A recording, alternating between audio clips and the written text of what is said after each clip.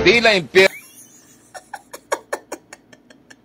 Tingnan nyo, saan kaya banda mananalo to si Trillanes, no? Wala na, nagsenador, talo. Nag-mayor ngayon, talo na naman yan kasi bagsak. Pwede siguro sa tanod or barangay captain. Hindi ko alam kung sa barangay captain mananalo siya, pero tingnan nyo. Ang layo talaga. Trillanes, wala ka na talaga pag-asa sa gobyerno. Panoorin nyo, panoorin nyo. At langit ang lamang sa resulta ng survey sa pagitan ni Caloocan Mayor Along Malapitan at nangangarap na kalaban nito na si Antonio Trillanes.